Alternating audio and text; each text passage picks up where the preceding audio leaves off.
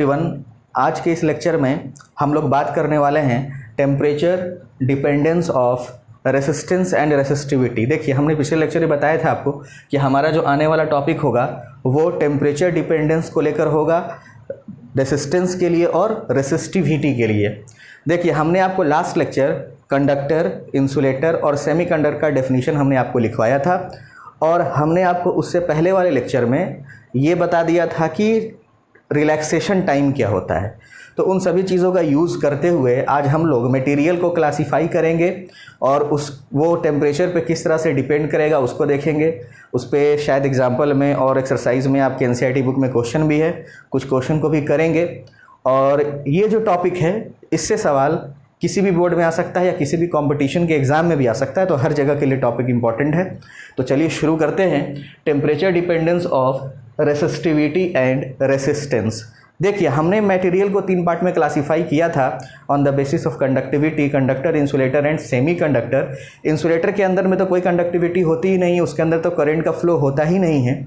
तो अब मेरे पास में 2 ही मटेरियल बचता है, कंडक्टर और सेमी कंडक्टर। तो पहले हम कंडक्टर और सेमी कंडक्टर का टेम्परेचर से उसके रिलैक्सेशन टाइम पे क्या फ़र्क पड़ता है और उसके रेसिस्टेंस पे क्या फ़र्क पड़ता है वो देख लेंगे। उसके बाद हम लोग एक मिक्सचर पढ़ेंगे, कंडक्टर, इंसुलेटर, मेटल या नॉन मेटल कह लीजिए आप, जिसमें मैक्सिमम मेटल होता है, कुछ नॉन मेटल्स के पार्ट होते हैं, कुछ सेमी कंडक्टर्स के पार्ट होते हैं। एलॉय की बात करेंगे, तो एलॉय की ज़रूरत क्यों पड़ती है उसके बारे में बताएंगे आपको।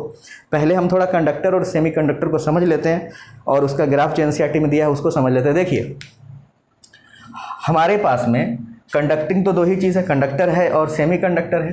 तो हम बारी बारी से तीनों को लिखते हैं। कंडक्टर का नेचर क्या होने वाला है उसके बारे में हम पढ़ेंगे, उसके बाद में हम सेमी कंडक्टर को भी देखेंगे, सेमी कंडक्टर, और तीसरा हमारा होगा एलॉय। एलॉय के बारे में भी देखेंगे वो क्या होता है। देखिए, हम लोग 3 पार्ट में बाइफरकेट करके पढ़ते हैं, conductors, semi conductors and alloys. देखो, कंडक्टर्स में क्या होता है, हमने आपको बताया था, मान लो मेरे पास में कंडक्टर है और अगर इसका टेम्परेचर बढ़ाएंगे तो इलेक्ट्रॉन का मूवमेंट हो रहा है, इसके अंदर में फ्री इलेक्ट्रॉन्स मूव कर रहे हैं और पॉजिटिव आयन अपने लैटिस पे फिक्स है, वो वाइब्रेट कर रहा है। तो जैसे ही इलेक्ट्रॉन जाएगा, टेम्परेचर बढ़ाओगे, वाइब्रेशन का रेट ज़्यादा हो जाएगा। तो वाइब्रेशन का रेट ज़्यादा हो जाने से क्या होता है कि रिलैक्सेशन टाइम कम हो जाता है। रिलैक्सेशन टाइम कौन सा टाइम होता है? 2 कोलिजन के बीच में लगने वाला टाइम। तो अगर टेम्परेचर बढ़ाओगे तो जल्दी जल्दी वो कोलिजन होगा, तो रिलैक्सेशन टाइम हमारा क्या हो जाएगा, वो कम हो जाएगा। तो रिलैक्सेशन टाइम कम हो जाएगा तो रेसिस्टेंस ज़्यादा हो जाएगा।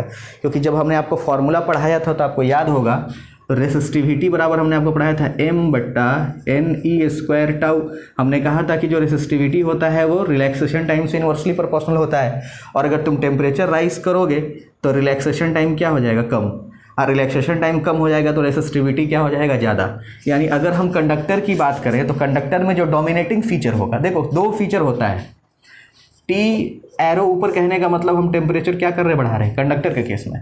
तो टेम्परेचर बढ़ाओगे तो रिलैक्सेशन टाइम घट जाएगा, है ना, कोलिजन जल्दी जल्दी होगा, रिलैक्सेशन टाइम घट जाएगा। तो रिलैक्सेशन टाइम घट जाएगा तो रेसिस्टिविटी हमारा क्या हो जाएगा, बढ़ जाएगा। रेसिस्टिविटी हमारा क्या हो जाएगा, बढ़ जाएगा, क्योंकि वाइब्रेशन क्या हो रहा है, जल्दी जल्दी हो रहा है पॉजिटिव आयंस का। यहाँ पे कुछ एस्पेक्ट ये भी कहता है कि अगर मान लीजिए आप टेम्परेचर बढ़ाएंगे तो नंबर्स ऑफ फ्री इलेक्ट्रॉन्स भी बढ़ेगा, वो भी बात सही है। लेकिन यहाँ पे जो डोमिनेटिंग फीचर है वो ये वाला है। तो आप याद रखिएगा, कंडक्टर के केस में यदि हम टेम्परेचर बढ़ाते हैं तो रिलैक्सेशन टाइम कम हो जाता है और उसका रेसिस्टिविटी बढ़ जाता है। सारा का सारा सिम्बॉल आपको तो क्लियर है यहाँ पे। अगर ना क्लियर हो तो टेम्परेचर के लिए हम TEMP कर देते हैं, आपको क्लियर रहेगा। टेम्परेचर बढ़ने पे रेसिस्टिविटी जो है वो हमारा क्या कर गया, इंक्रीज कर गया। तो एक फैक्टर तो ये है। अब ये कैसे इंक्रीज करता है, तो मान लीजिए हम इसका ग्राफ अगर बनाना चाहें, कंडक्टर के केस, मान लो मेरे पास में कोई प्योर कंडक्टर कॉपर है, तो इधर अगर हम टेम्परेचर ले लें और इधर अगर हम अपना रेसिस्टिविटी ले लें तो थोड़ा बहुत वो लीनियर ग्राफ होगा, वो ऐसा कुछ ग्राफ होगा, ठीक है। अलग अलग मटेरियल के लिए वो अलग अलग ग्राफ हो सकता है। तो ये ग्राफ है resistivity versus temperature in case of conductor. Conductor मान लीजिए कि हमने ये ग्राफ कॉपर के लिए खींचा, ठीक है, कॉपर के लिए ये आपका 0 टेम्परेचर, तो 0 से नहीं क्योंकि वो सुपर कंडक्टर नहीं, कंडक्टर के लिए ऐसा कुछ ग्राफ आएगा। तो याद रखिएगा, कंडक्टर के केस में हमारा रेसिस्टिविटी क्या होता है, टेम्परेचर के बढ़ने से बढ़ता है। देखो ग्राफ में बढ़ रहा है लीनियरली, ऑलमोस्ट लीनियरली होता है। अब आ जाइए सेमीकंडक्टर के केस में, अगर आप टेम्परेचर को राइज करोगे तो हमने आपको समझाया था सेमीकंडक्टर जो होता है वो शुरू में तो इंसुलेटर की तरह बिहेव करता है, लेकिन अगर आप टेम्परेचर राइज करा देते हैं तो उसके अंदर में नंबर्स ऑफ फ्री इलेक्ट्रॉन्स ज़्यादा हो जाते हैं, है ना। इलेक्ट्रॉन अपनी जगह को छोड़ देता है, वैकेंसी क्रिएट हो जाती है, तो मतलब वो एक कंडक्टर की तरह बिहेव करने लगता है। कंडक्टर जितना तो उसके अंदर फ्री इलेक्ट्रॉन्स नहीं होते हैं, कम ही होते हैं, लेकिन अब वो एक कंडक्टर बन जाता है। यानी यहाँ पे क्या होगा, टेम्परेचर बढ़ाने से नंबर्स ऑफ फ्री इलेक्ट्रॉन्स ज़्यादा हो जाएंगे। तो जब नंबर्स ऑफ फ्री इलेक्ट्रॉन ज़्यादा हो गया तो शुरू में वो क्या था, इंसुलेटर, अब वो कंडक्टर हो गया, मतलब रेसिस्टिविटी तो कम ना हो गई। ऑब्वियस सी बात है, जब रेसिस्टिविटी ज़्यादा होगी, ज़्यादा रुकावट होगा, तो वो एक इंसुलेटर की तरह बिहेव कर रहा है, लेकिन नंबर्स ऑफ फ्री इलेक्ट्रॉन ज़्यादा हो गए तो रेसिस्टिविटी कम हो जाएगी। मतलब कंडक्टर का उल्टा होगा सेमीकंडक्टर में, टेम्परेचर के बढ़ाने से रेसिस्टिविटी इसकी क्या हो जाती है, तो वो कम हो जाती है। ठीक है, तो अगर हम इस केस में हम ग्राफ खींचना चाहेंगे, सेमीकंडक्टर के केस में यदि अगर कोई आपसे कहेगा कि रेसिस्टिविटी और वर्सेस टेम्परेचर का आप ग्राफ खींचिए, क्योंकि आपके एनसीईआरटी बुक में ये सारा ग्राफ दिया हुआ है तो हम एक अलग अलग करके दिखा देते, तो ग्राफ कुछ आपका इस तरह का आएगा। ये ग्राफ है आपका किसके लिए, सेमीकंडक्टर का रेसिस्टिविटी और टेम्परेचर, एब्सोल्यूट टेम्परेचर का ग्राफ है। क्लियर है, सेमीकंडक्टर का कोई भी एक ग्राफ आप इस तरह से आप उसको दिखा सकते हैं। उसमें भी ये लॉजिक आएगा, कोई कहेगा कि रिलैक्सेशन टाइम तो घटा ना, लेकिन डोमिनेटिंग फीचर ये होता है, तो हम हमेशा डोमिनेटिंग फीचर, दो फीचर में जो ज़्यादा डोमिनेट करेगा हम उसको लेकर बात करेंगे। तो सेमीकंडक्टर के केस में आप डायरेक्ट याद रखिएगा, टेम्परेचर के बढ़ाने से उसका रेसिस्टिविटी क्या हो जाता है, कम। कंडक्टर में टेम्परेचर के बढ़ाने से रेसिस्टिविटी हो जाता है ज़्यादा। अब समझना कि एलॉय की ज़रूरत क्यों है। देखो, अगर मान लो मेरे पास में कोई कंडक्टर है और हमें उसका यूज़ करना है, मान लो ये कंडक्टर है ना, और टेम्परेचर बढ़ाने से अगर इसका रेसिस्टेंस या रेसिस्टिविटी ज़्यादा हो जाता है तो फिर हम वैसा कंडक्टर यूज़ क्यों करेंगे। अगर मान लीजिए हमें कहीं यूज़ करना है किसी एक्सपेरिमेंट में किसी कंडक्टर को, और उसका रेसिस्टेंस जो है वो वेरी कर जा रहा है टेम्परेचर के कारण, हीटिंग इफेक्ट के कारण, तो क्या हम वैसा कंडक्टर यूज़ करेंगे, तो हमें जितना अप्रोप्रिएट करंट चाहिए वो मिलेगा नहीं, तो करंट तो अफेक्ट हो जाएगा, रेसिस्टेंस भी अफेक्ट हो जाएगा। तो सीधी सी बात है, हमें ऐसा कुछ चाहिए जिसका मेरा जो टेम्परेचर से उसके रेसिस्टेंस को फ़र्क नहीं पड़े। अगर पड़ने लगेगा, ज़्यादा कम होने लगेगा, तो हम उसको यूज़ तो कर नहीं पाएंगे अपने प्रैक्टिकल पर्पसेस के लिए। तो हम लोग कुछ ऐसा अरेंजमेंट करते हैं कि टेम्परेचर से रेसिस्टेंस को फ़र्क नहीं पड़े। इन दोनों केस में फ़र्क पड़ा, एक में टेम्परेचर के बढ़ाने से रेसिस्टेंस बढ़ गया और एक में रेसिस्टेंस घट गया, तो हम एक काम करते हैं, इन दोनों को मिक्सअप कर देते हैं, कंडक्टर सेमीकंडक्टर को। तो मिक्स करेंगे तो क्या बन जाएगा, एक एलॉय बन जाएगा, और वो एलॉय जो है ना ऑलमोस्ट नियरली फ्री हो जाएगा टेम्परेचर से। यानी अगर एलॉय की बात करें तो ये नियरली क्या होता है, इंडिपेंडेंट ऑफ टेम्परेचर। तो हमने आपको जो तीन पार्ट में क्लासिफाई किया तीनों चीज़, इसी वजह से, ताकि आपको तीनों का एकदम कंसेप्ट क्रिस्टल क्लियर हो जाए कि तीनों केस में कैसा कैसा ग्राफ बनेगा और तीनों का टेम्परेचर के साथ क्या वेरिएशन है। तो यहाँ क्या होगा, नियरली इंडिपेंडेंट ऑफ टेम्परेचर, मतलब प्रैक्टिकल पर्पसेस में हम किसको यूज़ करेंगे, एलओएस को। जैसे आप नाइक्रोम यूज़ करते हैं हीटर वगैरह में, नाइक्रोम का वायर होता है, काफ़ी हाई रेसिस्टेंस होता है, तो वो टेम्परेचर पर डिपेंड नहीं करता। ठीक है, नाइक्रोम हुआ, मैग्नीन हुआ, ये सब क्या है, हमारा एलओए है। तो अगर मान लीजिए इसका कोई बोलेगा ग्राफ, तो हमने क्या कहा कि नियरली, अगर मान लो कोई नाइक्रोम का ही कहते ग्राफ खींचने के लिए, टेम्परेचर या एब्सोल्यूट टेम्परेचर वर्सेस रेसिस्टिविटी का, तो तुम कैसा ग्राफ खींचोगे, तो ये नियरली फ्री होता है, मतलब एकदम स्ट्रेट मत खींचिएगा, हल्का ऐसा। यानी क्योंकि इसके अंदर है तो कंडक्टर, एलवाई में मैक्सिमम पार्ट किसका होता है, कंडक्टर का, तो थोड़ा तो उसको फर्क पड़ेगा ही। तो ग्राफ एकदम ऐसे स्ट्रेट नहीं कि टेम्परेचर कितना ही बढ़ा दे तो रेसिस्टिविटी पे फर्क नहीं पड़ा, नहीं, थोड़ा सा इसको क्या करेंगे, स्लोप इसमें रखेंगे। ठीक है, तो ये सारा का सारा ग्राफ आपके काम का है। तीनों ग्राफ आपकी एनसीईआरटी की बुक में दिया हुआ है, तो आप इन तीनों ग्राफ को अच्छे से ड्रॉ कीजिएगा। जो बात हमने आपको बताया वो लगभग बोर्ड पर लिखा हुआ भी है। आप कोशिश करना कि अपनी भाषा में इन सारी चीज़ों को हम क्या कर लें, नोट कर लें। तो आप जल्दी से इसको ग्राफ को बनाइए। तो हम यहाँ पर आपको एक फॉर्मूला देते हैं,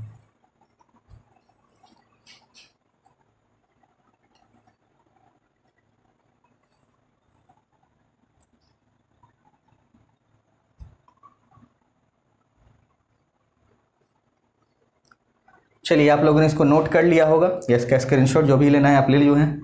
तो अब हम लोग बात करते हैं एक फॉर्मूला की, जिस फॉर्मूला पे आपका न्यूमेरिकल सॉल्व होने वाला है।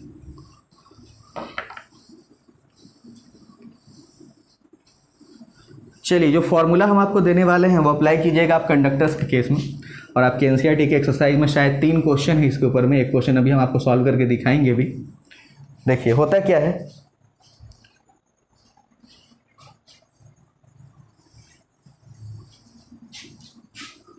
सबसे पहले हम लोग यहाँ पे सपोज करेंगे हमारे पास में एक कंडक्टर है, ठीक है। सबसे पहले हम मानते हैं हमारे पास में कोई एक कंडक्टर है और इसका कुछ रेसिस्टेंस है कुछ रेफरेंस टेम्परेचर पे, ठीक है। पहले कुछ टेम्परेचर था, उस वक्त उसका रेसिस्टेंस कुछ और है, और फिर जब हम टेम्परेचर बढ़ाते हैं तो उसका रेसिस्टेंस कुछ और हो जाता है। तो क्या फॉर्मूला यहाँ पे हम यूज़ करेंगे उसका रेसिस्टेंस या रेसिस्टिविटी के लिए? तो मान लेते हैं suppose we have a conductor, suppose we have a conductor which has resistivity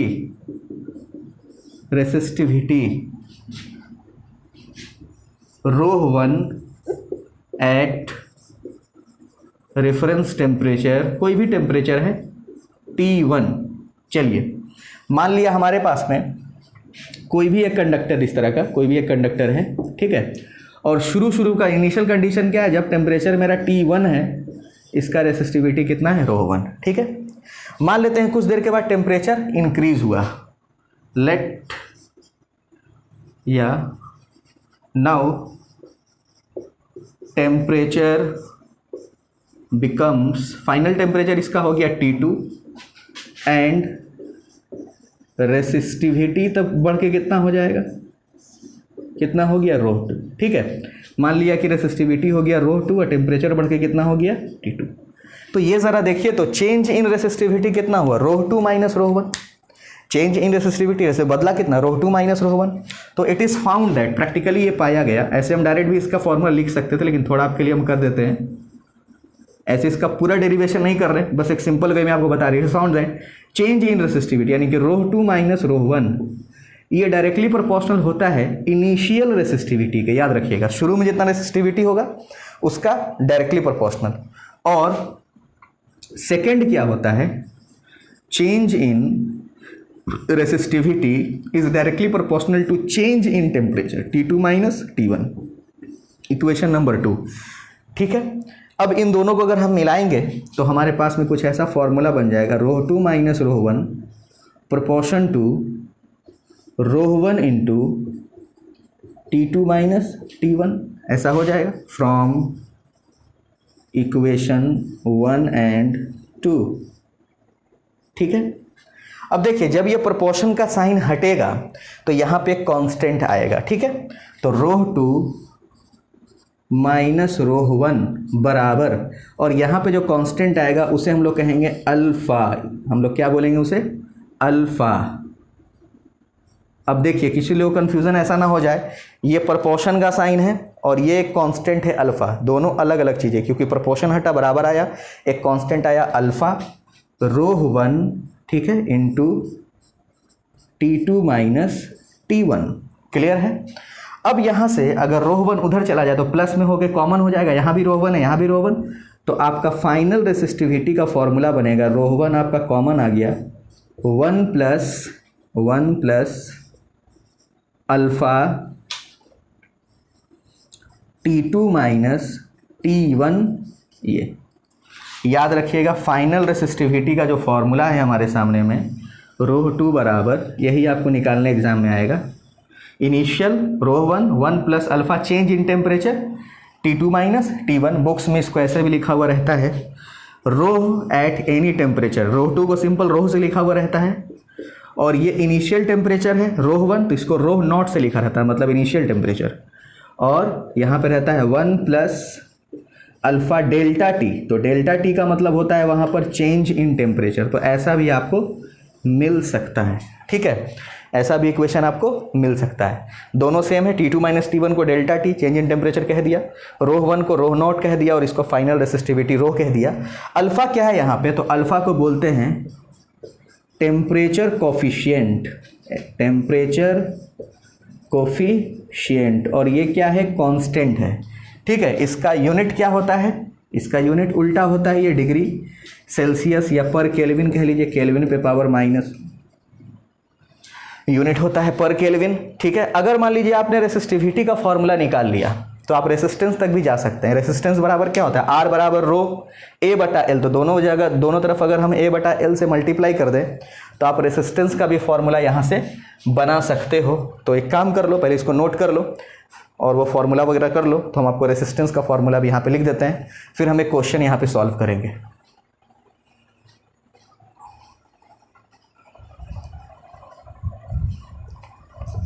देखिए हमने आपको रेसिस्टिविटी का टेम्परेचर से डिपेंडेंट फार्मूला भी बता दिया, किस तरह से रेसिस्टिविटी सेमीकंडक्टर, कंडक्टर और एलओएस के लिए उसका फंक्शन होता है ग्राफ, वो भी हमने आपको समझा दिया। अब यहाँ बोर्ड पे एनसीईआरटी का क्वेश्चन नंबर 5 लिखा हुआ है। क्वेश्चन बहुत ही सिंपल है और बिल्कुल फार्मूला बेस्ड है। देखिए हम इस क्वेश्चन को बनाने के लिए एक फार्मूला भी डिराइव करेंगे, समझना है यहाँ पे, हम इस क्वेश्चन को बनाने के लिए एक फार्मूला डिराइव करेंगे, रेसिस्टिविटी से रेसिस्टेंस तक हम आएंगे, तो उस फार्मूला को आप फेयर में अच्छे से नोट कीजिएगा। हम इस क्वेश्चन को बनाने वक्त ही उस फार्मूला को डिराइव कर लेंगे। देखिए क्वेश्चन कहता है हमारे पास में एक हीटिंग एलिमेंट है, ठीक है, कहता है रूम टेम्परेचर पे उसका रेसिस्टेंस हीटिंग एलिमेंट का 100 ओम है। बहुत ही ईजी क्वेश्चन है, ज़्यादा इसमें टेंशन नहीं है। कह रहा है शुरू में जब इसका टेम्परेचर 27 डिग्री सेल्सियस है तो उसका हीटिंग एलिमेंट का रेसिस्टेंस कितना, 100 ओम, यानी T1 जब है 27 डिग्री सेल्सियस ना, तो उस केस में R1 है 100 ओम, क्लियर। और कहता है अब नया टेम्परेचर क्या हो, T2 हमारा कितना हो कि रेसिस्टेंस बढ़ के कितना हो जाए, 117 ओम, ठीक है, नया रेसिस्टेंस 117 ओम हो जाए। At room temperature the resistance of a heating element is 100 ओम।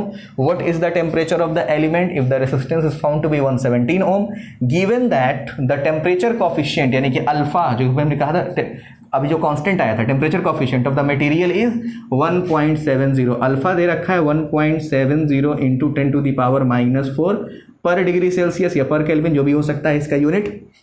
देखो हम जानते क्या हैं, एज वी नो, अभी अभी हमने डिराइव किया, रोह बराबर rho naught 1 plus alpha delta T. Shortcut में तो इसी को याद रखेंगे, जहाँ पे रोह नॉट क्या है, इनिशियल रेसिस्टिविटी है, ये 1 है आपका, कॉमन आया है, alpha change in temperature delta T है, और ये फाइनल रेसिस्टिविटी है। अगर हम दोनों साइड में एरिया बटा लेंथ से गुना कर दे, कंडक्टर का एरिया बटा लेंथ का रेशियो कांस्टेंट रखते हुए अगर मल्टीप्लाई कर ले, अगर अलग अलग चेंज भी कर रहा है, ए बटा एल चेंज नहीं करेगा, तो रोह ए बटा एल रेसिस्टेंस होता है, मतलब ये हो गया R resistance at any temperature T, बराबर ये हो गया initial resistance R naught 1 plus alpha delta T. और अगर इस इक्वेशन को थोड़ा और खोला जाए तो ये ऐसा हो जाएगा, हमने अभी अभी जो आपको लिखवाया था, R2 माइनस R1 बराबर यहाँ पे क्या था, अल्फा, ठीक है, इंटू R1 और इंटू चेंज इन टेम्परेचर यानी कि T2 माइनस T1। अगर चाहें तो हम इस इक्वेशन को ऐसा भी लिख सकते हैं, वेयर R0 की जगह पे R1 और R की जगह पे R2, तो ऐसा हो जाएगा ना। हमने क्या किया है, लिख देते हैं, हमने R यानी कि फाइनल रेसिस्टेंस R2 ले लिया, R0 इनिशियल रेसिस्टेंस हमने क्या ले लिया, R1, इससे थोड़ा समझने में आसानी होता है। और डेल्टा टी को हमने क्या ले लिया, T2 माइनस T1, ये मेरा सपोजिशन, तो ऐसा फॉर्मूला बन गया। हमें निकालना क्या है, T2, तो यहाँ से देखा जाए अगर तो T2 का वैल्यू जो होगा, देखो T2 का यहाँ से वैल्यू जो होगा ऐसा हो जाएगा, T2 माइनस T1 बराबर ये अल्फा इंटू R1 तो नीचे आ जाएगा, R2 माइनस R1 बटा में अल्फा इंटू R1। देखिए इधर का हमने जो भी यहाँ से काम किया है, एज वी नो से लेकर के, फिर से समझ लेना, यहाँ तक का हमने जो भी काम किया है इसे आप लोग वहीं पे नोट कीजिएगा जहाँ पे आपने यहाँ तक फॉर्मूला रो बराबर rho naught 1 plus alpha delta T आपने नोट किया था, उसके नीचे ही नोट कर लेना, ताकि ये फॉर्मूला आपको हर क्वेश्चन में काम आए। चूंकि हमको इस क्वेश्चन में इसको यूज़ करना था, हमने यहाँ पे डिराइव किया है, लेकिन ये आपकी काम की चीज़ है, तो पहले आप इसको नोट कीजिएगा और इस क्वेश्चन को बनाते समय इस फॉर्मूला को डायरेक्ट यूज़ कर लीजिएगा। जब इस क्वेश्चन को बनाइएगा तो ये फॉर्मूला डायरेक्ट यूज़ कर लीजिएगा। तो T2 माइनस T1 बराबर ये आ गया। अब R2 कितना है भाई, हमारा 117 ओम है, निकालना तो T2 है, T1 जाके प्लस में हो जाएगा, उधर T1 जाके प्लस में हो जाएगा। R2 कितना है, 117 माइनस 100, अल्फ़ा का वैल्यू कितना है 1.70 इंटू 10⁻⁻⁴, R1 कितना है भाई 100 प्लस 27, देखो तो T1 जाएगा प्लस में हो जाएगा, प्लस का 27, 117 में से 100 जाएगा तो कितना बचेगा 17, ये भी 17 कैंसिल हो गया, 2 जीरो 2 जीरो मतलब लगभग ऊपर में 1 जीरो यानी कि 1000 बचेगा। तो T2 बराबर इसको सॉल्व करोगे ना तो ये 1000 आएगा, अब प्लस में 27 यानी कितना हो गया 1027 डिग्री सेल्सियस। जब टेम्परेचर इतना बढ़ के हो जाएगा तो हमारा रेसिस्टेंस 100 से बढ़ के कितना हो जाएगा, 117 ओम। तो बहुत ही आसान सवाल है, बताने का मकसद सिर्फ यहाँ पे ये है ताकि आपको ईजिली ये सारी चीज़ें समझ में आए। और यदि आपको ये सवाल समझ में आ गया, फिर से हम कह रहे हैं इसको आप अलग से नोट कर लीजिएगा, तो दो फॉर्मूला आपके पास रहेगा, एक रेसिस्टेंस के लिए, एक रेसिस्टिविटी के लिए, और ये क्वेश्चन का यहाँ पे आंसर हो चुका है। तो इसी के बेसिस पे आप 2 सवाल एनसीईआरटी का बना सकते हो, जो आपको होमवर्क में हम दे रहे हैं। यहाँ पे एनसीईआरटी का होमवर्क में आप 2 क्वेश्चन कर लीजिएगा। 5th नंबर हमने आपको बताया, 3 कर लीजिएगा, 6, 7 और 8। 6 तो अलग टाइप का क्वेश्चन है, लेकिन 7, 8 आपका टेम्परेचर वाला क्वेश्चन है। तो आपका होमवर्क रहेगा एनसीईआरटी में 6, 7, 8। अब हम चलेंगे नेक्स्ट टॉपिक की ओर। उससे पहले आप इसको नोट करके या स्क्रीनशॉट लेकर के रख लीजिए, हम इसको इरेज करेंगे।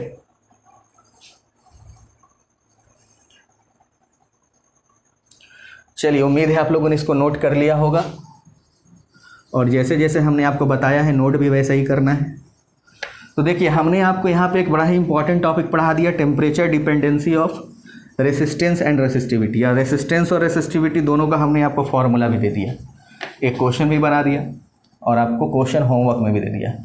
अब देखिए, हम कुछ बेसिक टर्म आपको यहाँ पे डिफाइन कर देते हैं, और वो बेसिक टर्म जो है ना, वो आपके एग्जाम के लिए अब बड़ा इंपॉर्टेंट टर्म है। वो बेसिक टर्म क्या क्या है, तो हम यहाँ पे 4 टर्म आपके सामने डिफाइन करने जा रहे हैं। इंपॉर्टेंट टर्म है, थोड़ा ध्यान से देखिएगा। देखिए टर्म कौन कौन सा हम एक टर्म हम आपको पहले भी डिफाइन कर चुके हैं, जब हम आपको ग्रुपिंग ऑफ कैपेसिटर पढ़ा रहे थे, तो हमने आपको बैटरी या सेल कुछ पढ़ाया था उस वक्त में, तो वो टर्म आपका हो चुका है, उसको आप पलट के देख सकते हैं जाके पीछे वीडियोस में। हम ये डिफाइन करेंगे सेल ईएमएफ यानी कि इलेक्ट्रोमोटिव फोर्स, इलेक्ट्रोमोटिव फोर्स, ठीक है। ईएमएफ का एक नया डिफिनीशन देंगे अभी। टर्मिनल पोटेंशियल डिफरेंस, एक नया टर्म आपके सामने, और एक टर्म आएगा एंड इंटरनल रेसिस्टेंस। देखिए, हम 4 टर्म यहां पे डिफाइन करने जा रहे हैं, ठीक है। Cell, electromotive force, terminal potential difference and internal resistance. मान लो मेरे पास में कोई एक सेल है, ये हमने आपको पहले भी बताया हुआ। मान लीजिए मेरे पास में एक सेल है, एक बैटरी है, इसमें 2 इलेक्ट्रोड होता है, एक पे पॉजिटिव चार्ज होता है और एक पे नेगेटिव चार्ज। जैसे ही इस पे पॉजिटिव चार्ज आता है, यहाँ पे नेगेटिव चार्ज आपका इंड्यूस हो जाता है। ये सारी कहानी हमने आपको पहले से बता रखी है, ठीक है। अब जब इस बैटरी का, इस सेल का यूज़ करोगे इस सर्किट में, तो वहाँ पे इसका क्या फ़र्क पड़ने पर है। पहले तो सेल समझते हैं। सबसे पहला टर्म तो मेरे पास में क्या है भाई, सेल।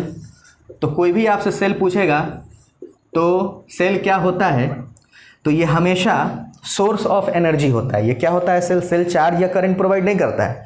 सेल क्या है, तो it is source of energy, it is source of energy which converts, जो कन्वर्ट करता है केमिकल एनर्जी, केमिकल एनर्जी को कन्वर्ट करता है, इसके अंदर ऐसा मैकेनिज्म होता है, इनटू इलेक्ट्रिकल एनर्जी। बस इतनी बातें आपको पता भी होगी क्योंकि आपने इलेक्ट्रोकेमिस्ट्री पढ़ रखा है। केमिकल एनर्जी को इलेक्ट्रिकल एनर्जी में कन्वर्ट करता है, और वो एनर्जी को मेंटेन रखता है, पोटेंशियल डिफरेंस मेंटेन रखता है किसी भी सर्किट में। जैसे मान लो अगर इस सेल का तुम किसी सर्किट में यूज़ करोगे, कुछ रेसिस्टेंस है, कोई कंडक्टर वगैरह कहीं पे लगा हुआ है, ठीक है, तो ये हमेशा इसके अक्रॉस पोटेंशियल डिफरेंस क्रिएट रखेगा अपने अंदर में, यहाँ से एनर्जी मेंटेन रखेगा। तो देखो होता क्या है सर्किट में, तो ये होता है हमारा हायर पोटेंशियल और ये होता है लोअर पोटेंशियल। तो जो हमारा चार्ज होता है, जो पोटेंशियल डिफरेंस तुम लेते हो, वो higher potential to lower potential. अगर मान लीजिए ये ए पॉइंट है और ये बी पॉइंट है, तो हम हमेशा लिखते हैं V A minus V B. अगर इसका रेसिस्टेंस आर हो तो करंट को हम हमेशा फ्लो करवाते हैं high potential to low, Ohm's law के according V A minus V B equals to I R, ठीक है। यानी जो भी हमारा इलेक्ट्रॉन है वो आपका कुछ इस डायरेक्शन में, या प्लस ई मान लीजिए, अगर करंट के डायरेक्शन में ले रहे हैं प्लस ई, पॉजिट्रॉन मान लीजिए, तो आपका हमेशा वो A to B higher to lower potential वो मूव कर रहा है। तो अगर उसका मूवमेंट हम बैटरी के अंदर देखें अगर मान लीजिए इसके अंदर में कोई चार्ज है +1 कूलम, ठीक है, तो ये +1 कूलम जो है बैटरी के बाहर एक्सटर्नल सर्किट में वो चला A से कहाँ चला B, ठीक है, लेकिन बैटरी के अंदर वो चलता है B to A, ये हमने बताया था, तभी तो सर्किट कंप्लीट होगा। बैटरी के अंदर उल्टा मैकेनिज्म है, क्योंकि इसके अंदर में एक फोर्स डेवलप होता है। बैटरी के अंदर में क्या होता है, तो इलेक्ट्रोलाइट्स होते हैं, जिसको आप केमिकल सॉल्यूशन बोलते हैं, इलेक्ट्रोलाइट्स, जिसे कि आप केमिकल सॉल्यूशन बोलते हैं। इनके कारण में इसके अंदर में एक बैटरी फोर्स डेवलप होता है। वो बैटरी फोर्स जो करता क्या है, 1 कूलम के चार्ज को वो मूव कराता है B से किधर A, और बाहर में सर्किट के मूव करता है हायर टू लोअर, लेकिन इसके अंदर तो उसको मूव करना है लोअर टू हायर, तो लोअर टू हायर अपने आप तो मूव करेगा नहीं, तो कौन इसको मूव करवाता है, बैटरी फोर्स। अब ये बैटरी फोर्स को जितना वर्क करना पड़ा 1 कूलम के चार्ज को B से A तक जाने में, वही इस बैटरी का हो जाता है क्या, इस सेल का क्या हो जाता है, इलेक्ट्रोमोटिव फोर्स। अगर आप बेसिक डिफिनीशन से चलेंगे तो इलेक्ट्रोमोटिव फोर्स एक्चुअली में वो पोटेंशियल डिफरेंस होता है, और वो क्या होता है, तो पोटेंशियल डिफरेंस क्या होता है, वर्क बाई चार्ज। पोटेंशियल का बेसिक फॉर्मूला क्या होता है, वर्क बाई चार्ज। तो उसको आप ऐसा समझ सकते हैं, जितना वर्क करना पड़ा 1 कूलम के चार्ज को B से A तक ले जाने में, वही इस बैटरी का क्या है, EMF है, जो कि हमने पिछली बार आपको लिखा दिया था। लेकिन अब यहाँ पे हम EMF को किसी और वे में डिफाइन करेंगे। कैसे डिफाइन करेंगे, तो समझना है। यहाँ पे देखो, दूसरा डेफिनेशन है EMF। देखो EMF को हम यहाँ पे ऐसे कुछ डिफाइन करेंगे, जैसे मान लीजिए हमारे पास में एक बैटरी है,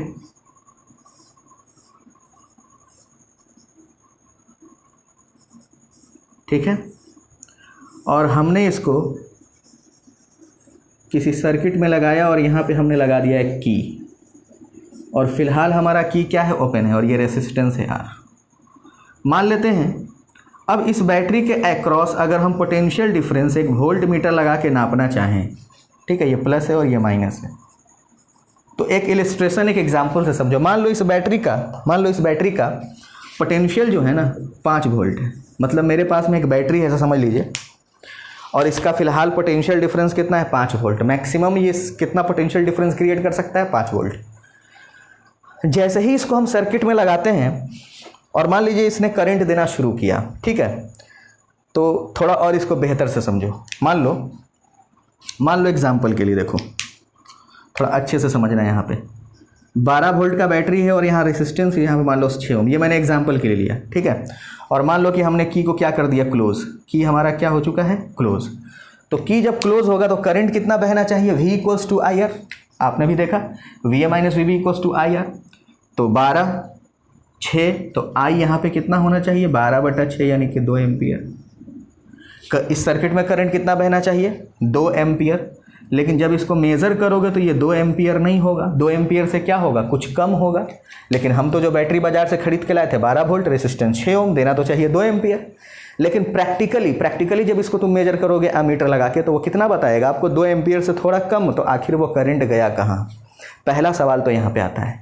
यानी बैटरी एक्चुअली में था 12 वोल्ट का, लेकिन जैसे ही उससे सर्किट में करंट लिया गया, क्या लिया गया, उससे सर्किट में करंट लिया गया, तो चूंकि वो बैटरी किन से मिलकर बना था, केमिकल सॉल्यूशन से, इलेक्ट्रोलाइट से, और इसके अंदर भी तो चार्ज को मूव करना है सर्किट में करंट पास कराने के लिए, करंट को मेंटेन करने के लिए इसके अंदर में भी चार्ज को चलना है। और जब इसके अंदर में चार्ज चलता है तो बैटरी भी अपने अंदर में रेसिस्टेंस डेवलप करता है।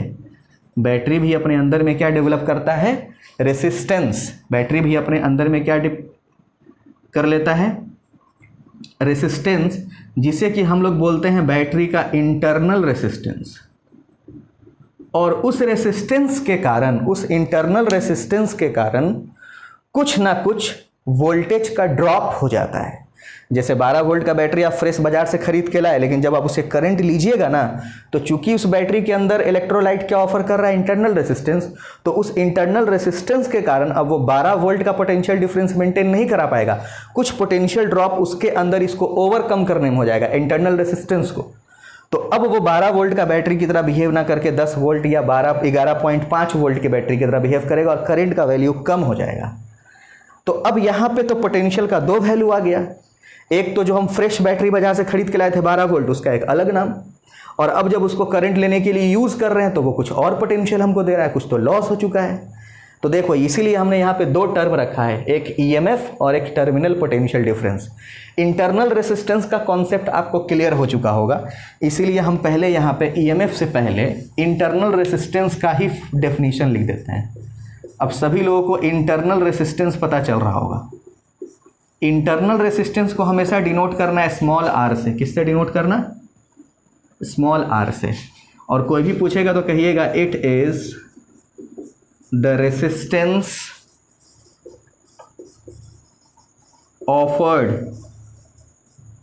offered by the electrolytes present inside the cell। ठीक है, तो एक काम कर लीजिए, आप लोग टॉपिक बना लीजिए, सेल का डेफिनेशन लिख लीजिए, ये डायग्राम ज़रूर बना लीजिए, ये डायग्राम बना लीजिए अच्छे से। और इस डायग्राम को अभी हम और इलेबोरेट करेंगे, तो इतना पार्ट हम इरेज करेंगे। तो इन सारी चीज़ों को पहले आप नोट कर लो, इसका स्क्रीनशॉट ले लो, फिर हम आगे आपको बताते हैं।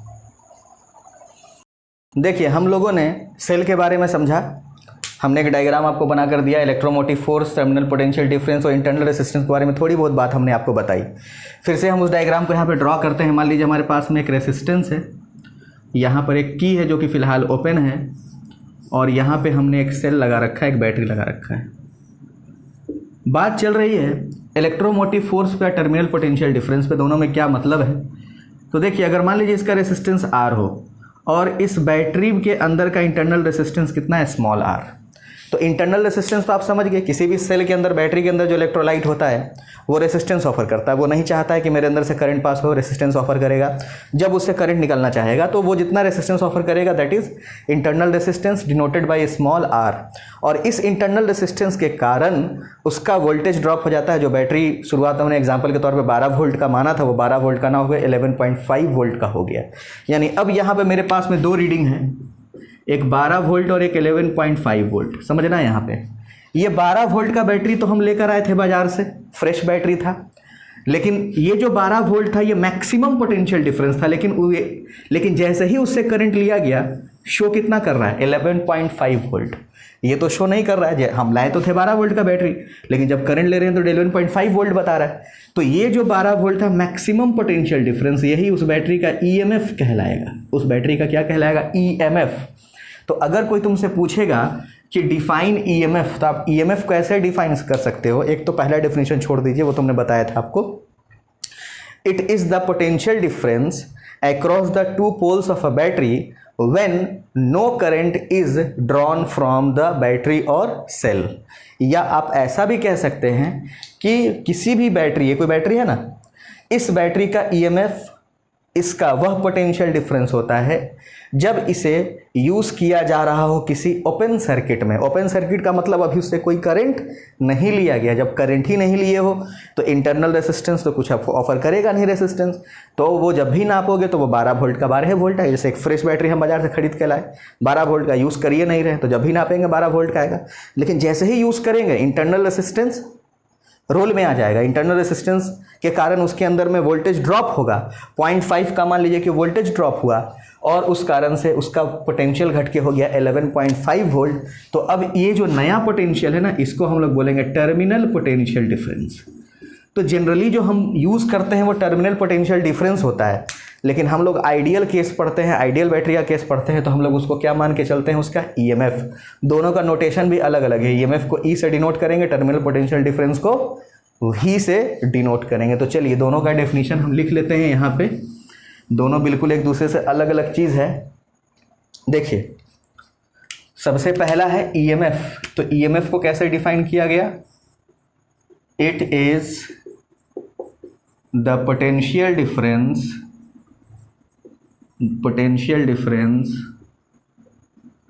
across the two poles of a cell और आप बैटरी कह लीजिए, सेल और battery, when no current is drawn, कोई भी करंट उससे ड्रॉन ना किया हो, ब्रैकेट में ओपन सर्किट। कैसा सर्किट उसको बोलेंगे? Open circuit. No current is drawn, open circuit, from the cell, it is denoted by, किससे डिनोट करोगे इसे, ई से, किससे डिनोट करोगे, ई से। अब जैसे ही इसको क्लोज कर दोगे, कैसा सर्किट हो गया, क्लोज सर्किट। तो अब अगर यहाँ पे लगा दोगे वोल्ट मीटर, तो अब ये जो बताएगा वो टर्मिनल पोटेंशियल डिफरेंस होगा। अब जो ये बताएगा वो क्या होगा, टर्मिनल पोटेंशियल डिफरेंस। तो ईएमएफ कब है, ओपन सर्किट का, a terminal potential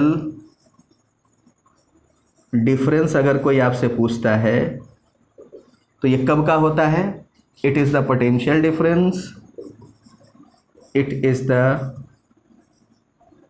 potential difference across the cell when current is drawn from it। और उस सर्किट को क्या बोलेंगे, क्लोज सर्किट। सर्किट क्लोज होगा तभी तो करंट निकलेगा, ठीक है। It is denoted by, it is denoted by V. तो ये इंपॉर्टेंट डेफिनेशन वगैरह है, आप इसको जल्दी से नोट कीजिए।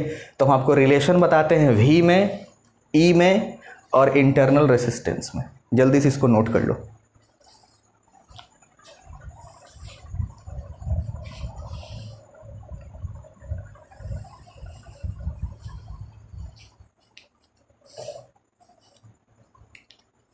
चलिए, इसको आपने नोट कर लिया होगा, हम इसको मिटाते हैं। टॉपिक लिखिएगा, relation between EMF, potential difference, terminal potential difference and internal resistance, and internal resistance topic है हमारा। जल्दी से लिखते हैं, रिलेशन बिटवीन, टॉपिक बना देते हैं, बस एकदम सिंपल सा रिलेशन है, relation between EMF, terminal potential and, चलिए बाकी तो सब सेम ही है। देखो, हमने अभी आपको बताया कि मेरे पास में एक बैटरी है ना, मेरे पास में एक बैटरी है, अभी हमने बताया था, जिसका कि 12 वोल्ट का बैटरी था, लेकिन वो दिखा कितना रहा था, 11.5 वोल्ट। तो प्लस का 0.5 वोल्ट ये गया कहाँ, हमने भी आपको समझाया। प्लस का 0.5 वोल्ट क्या है, तो वो हो गया हमारा potential drop across internal resistance, across battery due to internal resistance. तो देखिए, हमने इसी को क्या बोला है, ईएमएफ। ये 12 वोल्ट क्या है, ईएमएफ। और जो अब शो कर रहा है वो क्या है, टर्मिनल पोटेंशियल डिफरेंस। अब इस चीज़ को कैसे लिखोगे, 0.5 वोल्ट है क्या, तो ये है पोटेंशियल डिफरेंस है across battery due to internal resistance.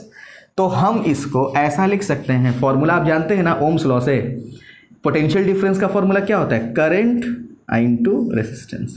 तो देखो, हमने यहाँ पे capital R external resistance use नहीं किया है, स्मॉल आर इंटरनल रेसिस्टेंस, क्योंकि ये जो आई आर है ना, आई इंटू आर, ये है हमारा पोटेंशियल ड्रॉप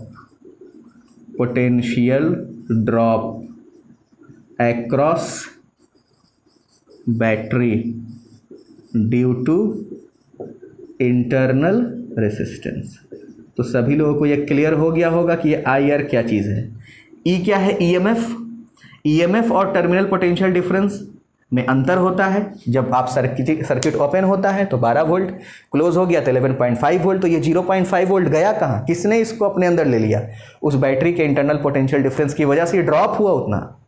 तो उसे हम लोग, क्योंकि फॉर्मूला तो होता ही है, V बराबर I R, I into R. R capital नहीं लिखना, कैपिटल एक्सटर्नल रेसिस्टेंस होता है, इंटरनल के लिए स्मॉल आर लिखना, ठीक है। तो फॉर्मूला में हम लोग इसको यूज़ करेंगे, ठीक है। E बराबर V प्लस आई आर। इसी को लोग उल्टा करके ऐसे भी लिखते हैं, V बराबर, ठीक है, V बराबर ये आई आर जाएगा तो माइनस में हो जाएगा, माइनस आई आर प्लस ई। और पता है ऐसा क्यों लिखते हैं, ऐसा इसलिए लिखते हैं ताकि हम लोग ग्राफ खींच सकें करंट वर्सेस आई का। तो अगर यहाँ पे ग्राफ बनाओगे तो देखो तो ज़रा आप तुम ध्यान से, ये कुछ ऐसा ग्राफ है, y बराबर माइनस एम एक्स प्लस सी। हम r को पहले लिख देते हैं, कांस्टेंट जो है वो r है, वेरिएबल कौन है, i। ठीक है, तो ये एक स्ट्रेट लाइन का इक्वेशन है। सीबीएसई बोर्ड वाले थोड़ा ध्यान दीजिएगा, इससे सवाल आता है आपके बोर्ड में। तो ये हो गया कि स्ट्रेट लाइन का इक्वेशन विथ नेगेटिव स्लोप और y इंटरसेप्ट प्लस e। तो अगर इसका ग्राफ खींचना हो तो ये ग्राफ तुम्हारा कुछ ऐसा होगा, एक स्ट्रेट लाइन है, एक स्ट्रेट लाइन है, y एक्सिस पे पोटेंशियल v, x एक्सिस पे करंट। अब देखो जैसे ही करंट जीरो होगा, अभी करंट हमने लिया नहीं, no current is drawn, open circuit, तो v बराबर e के हो जाएगा ना, ईएमएफ ही तो होगा मैक्सिमम। यानी अगर I जीरो हो तो v किसके बराबर होगा, देखिएगा यहाँ से E के बराबर। अगर हमारा इधर हमारा टर्मिनल पोटेंशियल डिफरेंस है, अगर हमारा I जीरो हो तो v हमारा किसके बराबर होगा, E के बराबर, ईएमएफ के। यानी ग्राफ स्टार्ट होगा E से और कुछ नेगेटिव स्लोप है, ग्राफ आपका ऐसे जाएगा। और अगर तुम इसका स्लोप निकाल दोगे तो इंटरनल रेसिस्टेंस आपको मिल जाएगा। देखो तो ज़रा, स्लोप m है ना, इंटरनल रेसिस्टेंस के। ठीक है, तो कभी कभी देखो सीबीएसई बोर्ड में ऐसा सवाल रहता है, ये तो आपका इक्वेशन है, ऐसा सवाल रहेगा, ऐसा ग्राफ दिया हुआ रहेगा ऐसे करके, और कहेगा कि बताइए ये v वर्सेस I का ग्राफ है, ये रहा 10 वोल्ट, तो कहेगा बताइए ईएमएफ उस सेल का कितना है, what will be the EMF of that cell. तो आप देखना ईएमएफ का मतलब जब करंट ना लिया गया हो, I जीरो हो, तो I जीरो पे देखना कि वहाँ वोल्टेज कितना है, 10 वोल्ट, तो इसका ईएमएफ कितना हो जाएगा, 10 वोल्ट। तो इस तरह का क्वेश्चन आपके एग्जाम में आता रहता है, तो हमने उसको यहाँ पे एक्सप्लोर कर दिया। आप फटाफट इसको नोट कर लीजिए, ये रिलेशन याद रखिएगा, इसको थोड़ा तोड़ मरोड़ भी सकते हैं, बाद में करेंगे उसको। तो हम आपको बताते हैं कॉम्बिनेशन ऑफ रेसिस्टेंस, ईजी है, आपने पहले भी पढ़ा है लेकिन थोड़ा आप देख लीजिएगा, जल्दी से इसको पहले नोट कर लो। पहले कि हम लोग टॉपिक में आगे बढ़े उससे पहले हम आपको, जैसा कि हमने कहा था टेस्ट होगा आपका, तो टेस्ट का एक क्वेश्चन हम लिख देते हैं, फिर हम आगे बढ़ेंगे।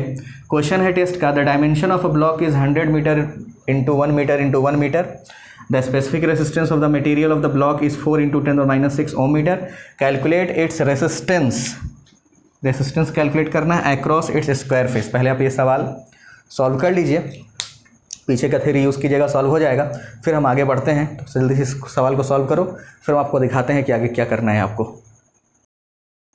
कॉम्बिनेशन ऑफ रेसिस्टर को कितने तरह से कॉम्बाइन करते हैं, तो सबसे पहला तो आपको पता ही है सीरीज कॉम्बिनेशन, तो यहाँ कुछ ज़्यादा लिखने की ज़रूरत नहीं है। हम मान लेते हैं, देखो सीरीज कॉम्बिनेशन किसको बोलोगे, एक रेसिस्टेंस, दो रेसिस्टेंस, मान लिए 3 रेसिस्टेंस है, R1, R2 और R3, और आपने इसको एक सेल से जोड़ रखा है, एक बैटरी से, V। ठीक है, तो देखिए सेल है, करंट को मेंटेन करेगा, मान लीजिए करंट गया I, तो ये जो I करंट जाएगा सेल से वो सब में सेम जाएगा, इसमें भी I, इसमें भी I, और वापस आ जाएगा, कंजर्वेशन ऑफ चार्ज। तो याद रखिएगा कैसे आप सीरीज में पहचानिएगा।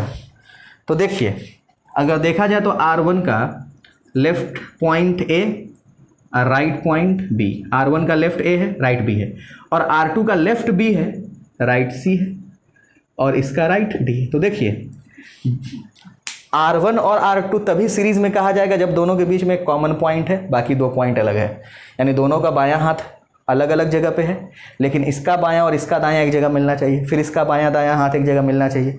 तो हम उसको किस में बोलेंगे, सीरीज में। करंट सेम पास होना चाहिए, पोटेंशियल डिफरेंस सबके अक्रॉस अलग अलग होना चाहिए, जैसे ये V जो है वो तीनों में बटेगा, कुछ पोटेंशियल V1 इसको चला जाएगा, कुछ V2 इसको चला जाएगा, और कुछ पोटेंशियल V3 इसको चला जाएगा। यानी इसका लॉजिक ये है कि करंट क्या होना चाहिए, सेम। याद रखिएगा सीरीज में है तो करंट हमेशा क्या होना चाहिए, सेम। अब पोटेंशियल डिफरेंस क्या होना चाहिए हमारा, तो डिफरेंट, अलग अलग होना चाहिए। सेम हो सकता है लेकिन वो स्पेशल केस होगा, हमेशा सेम नहीं होगा, डिफरेंट होगा, और सबको ऐड करके वो एक दूसरे से क्या करेंगे, बांटेंगे। और हम मान लेते हैं कि एक ऐसा आइडियल बैटरी है, यानी कि इसके अंदर का फिलहाल कोई रेसिस्टेंस नहीं है, यानी जितना इसका टर्मिनल पोटेंशियल डिफरेंस होगा उतना ही ईएमएफ होगा, है ना। अगर कोई रेसिस्टेंस ना हो अंदर में बैटरी के तो ई और भी तो बराबर हो जाएंगे, क्योंकि वो तो कुछ रेसिस्टेंस ऑफर करेगा नहीं। तो 12 वोल्ट का अगर बैटरी लिए हो तो 12 वोल्ट ही दिखाएगा, लेकिन ऐसा प्रैक्टिकली नहीं होता है। तो जब इंटरनल रेसिस्टेंस देगा तो हम उसकी बात वहाँ पर कर लेंगे। अभी फिलहाल इसको समझते हैं। V1 plus V2 plus V3 तो बराबर बराबर होगा। V1 plus V2 plus V3 जो है वो इज इक्वल्स टू V के होगा, तीनों को जोड़ेंगे V मिलेगा। मान लीजिए आपको यहाँ पे इक्विवेलेंट कैलकुलेट करना है। इक्विवेलेंट का मतलब होता है, हमने पहले भी बताया था कि ये तीनों रेसिस्टर अलग अलग रेसिस्टेंस ऑफर कर रहे हैं, R1 R2 R3। तो हम एक ऐसा रेसिस्टर से इसको रिप्लेस कर दें जिसका रेसिस्टेंस इन तीनों के बराबर हो, तो वो इसका कहलाएगा इक्विवेलेंट रेसिस्टेंस। आपने क्लास 10th में पढ़ा होगा। तो आपसे पूछेगा इक्विवेलेंट रेसिस्टेंस अक्रॉस AD, तो जब AD बोल देगा मतलब तीनों का रिप्लेसमेंट। अगर कह देगा AC तो सिर्फ दो का रिप्लेसमेंट। तो अगर मान लो AD पूछ रहा है तो मान लिया कि हमने इसको रिप्लेस कर दिया R से, और बैटरी तो वही है, तो आपको इसी R को कैलकुलेट करना है, करंट तो आ जाएगा। ठीक है, तो ये देखिए ज़रा यहाँ से, अगर आप ओम्स लॉ लगाते हैं, यूजिंग ओम्स लॉ, तो देखिए तो ज़रा V इक्वल्स टू क्या होता है, IR होता है ना, current I equivalent resistance R, ये R इक्विवेलेंट है रेसिस्टेंस सीरीज में, तो I R इक्विवेलेंट सीरीज का। ठीक है, तो अगर देखा जाए तो V1 किसके बराबर होगा, तो V1 के लिए करंट I है, resistance R1, IR1 Ohm's law से, IR2 और IR3। क्लियर है, V2 के लिए IR2 होगा, इसके लिए IR3, I सब में कॉमन है। तो R इक्विवेलेंट सीरीज के लिए सीधा R1, यानी कि जितना रेसिस्टर दिया रहे, तो सीरीज वाले केस में नेट रेसिस्टेंस, इक्विवेलेंट रेसिस्टेंस निकालने के लिए तीनों को क्या कर दिया जाएगा, ऐड। ठीक है, आप इसको नोट करिए, आप लोग पहले से भी जानते हो क्लास 10 से। फिर हम बढ़ते हैं सीरीज कॉम्बिनेशन की ओर।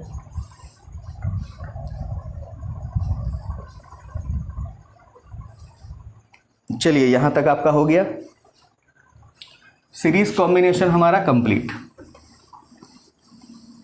अब हम लोग बढ़ते हैं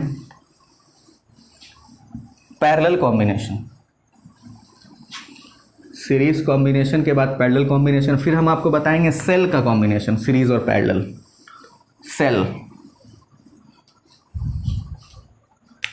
चलिए दूसरा नंबर है हमारा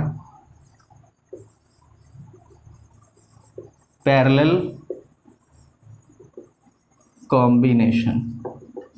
तो देखो पैरेलल कॉम्बिनेशन क्या होगा, जैसे मान लो ये रेसिस्टेंस है, ये रेसिस्टेंस है और ये रेसिस्टेंस, तीन। तो पैरेलल में क्या होगा, देखो सबका दायां हाथ और बायां हाथ, सभी का दायां और बायां हाथ, ए पे सबका बायां हाथ और सबका दायां हाथ बी पे। तो अगर सबका बायां हाथ दायां हाथ एक ही जगह पे हो पैरेलल में, और अगर दायां बायां मिलता है, दायां बायां मिलता है तो सीरीज में। एक बैटरी से हमने इसको जोड़ दिया, फिर से हमसे कहेगा कि इक्विवेलेंट ज्ञात कीजिए। ठीक है, इसका इक्विवेलेंट पता करो। मान लो ये R1 है, ये R2 है, ये R3। तो अब अगर यहाँ से करंट जाएगा ना I, तो उस करंट को A से जाने के लिए तीन रास्ता मिलेगा। तो इधर मान लो कि चला गया I3, इधर I2 और इधर I1, फिर तीनों जाके B पे मिलेगा और फाइनली यहाँ पे I करंट वापस कंजर्वेशन ऑफ चार्ज फॉलो होना चाहिए। मान लेते हैं इन तीनों का R इक्विवेलेंट ये है, ये रहा इन लोगों का R इक्विवेलेंट इन पैरेलल। इन तीनों को हम मान लो कि इससे रिप्लेस कर सकते हैं, तो करंट जा रहा है अब I। वही R इक्विवेलेंट आपको एग्जाम में कैलकुलेट करना। देखो करंट जो है वो तीन हिस्सों में बट गया, I1 में, I2 में, I3 में। फिर से ओम्स लॉ लगा दो, तो V इक्वल्स टू IR होता है, तो I बराबर V बटा R। तो I बराबर V बटा R, यानी कि R इक्विवेलेंट जो कि आपको कैलकुलेट करना है। I1 बराबर क्या हो जाएगा, V बटा R1, V बटा R2 और V बटा R3। क्लियर है यहाँ तक? सारा का सारा V हमारा क्या हो गया, कैंसिल। तो 1 बटा R इक्विवेलेंट की वैल्यू कितनी आ गई, 1 बटा R1, 1 बटा R2 और प्लस 1 बटा R3। जल्दी से इसको नोट कर लीजिए, फिर हम एक सिंपल सा आपको क्वेश्चन करा देते हैं। जल्दी से इसको नोट करो, तब तक हमें क्वेश्चन देखते हैं बुक में।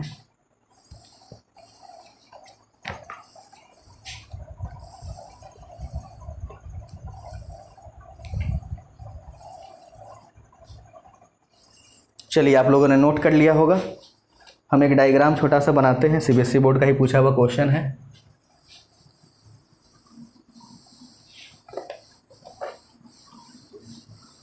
बहुत ही सिंपल क्वेश्चन से हम स्टार्ट करेंगे, लेकिन बाद में फिर आपका क्वेश्चन का लेवल है जो बढ़ेगा, और आपका शायद सीरीज़ और पैरेलल कॉम्बिनेशन पे भी कुछ सवाल स्टार्टिंग में ही एक्सरसाइज के दे रखा है।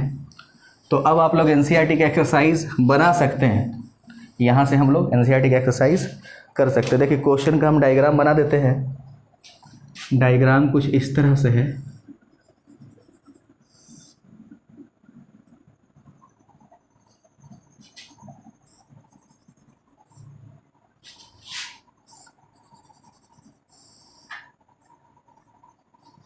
ये हो गया।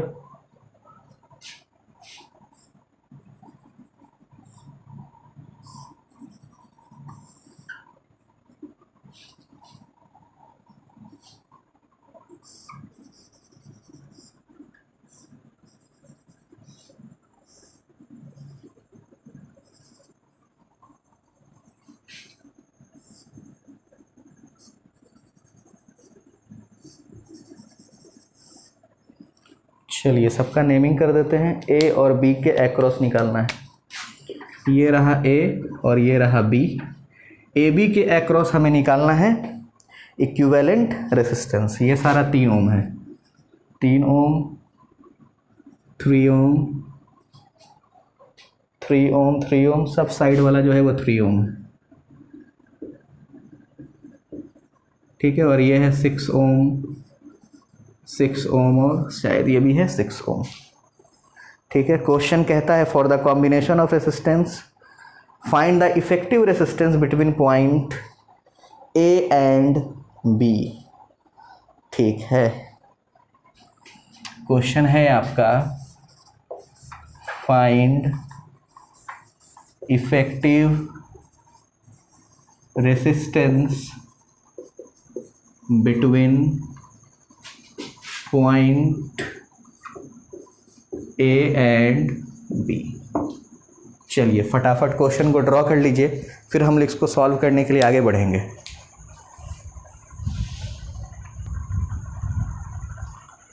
ठीक है, देखिए ए और बी के बीच में इक्विवेलेंट रेसिस्टेंस हमें निकालना है। हम कुछ यहाँ पे पॉइंट का नाम देते हैं। ए बी है ना, तो इस पॉइंट का कुछ नाम दे दो, एम एन ओ पी, ठीक है।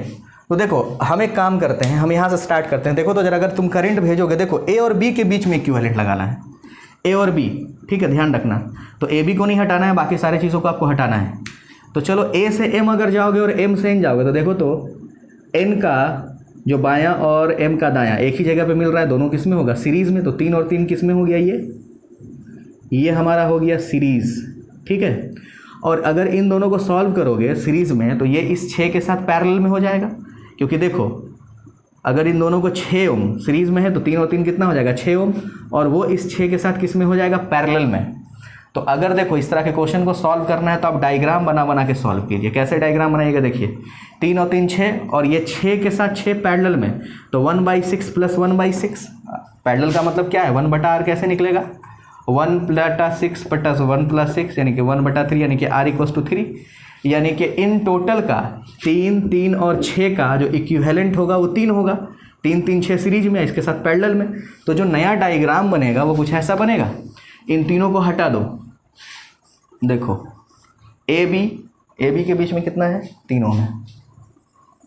ए बी, तो चलो ये तो फिक्स है 3 ओम, और ये और ये हट के कितना हो गया अब हमारे पास में, इन तीनों की जगह पे कितना रख दें, 3 ओम। कितना रख दें, 3 ओम। इन तीनों की जगह पे हमारा कितना हो गया, 3 ओम। इधर भी कितना है, 3 ओम। कहाँ पे, एन पॉइंट है ये, और ओ पे जा कर के लगेगा, ये कितना है हमारा, 6 ओम।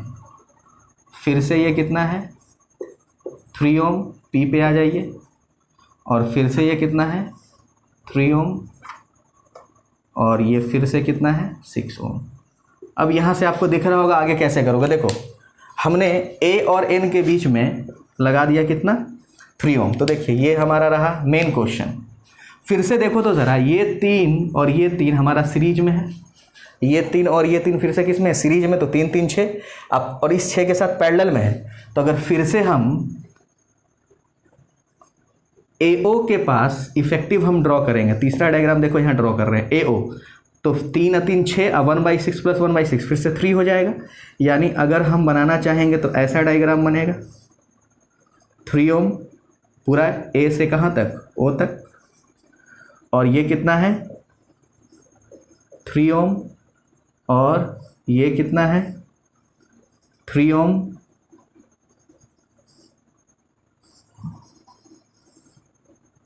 B, और ये कितना है 6 ओम। तो देखो तो धीरे धीरे करके ये सर्किट काफ़ी छोटा होता चला गया।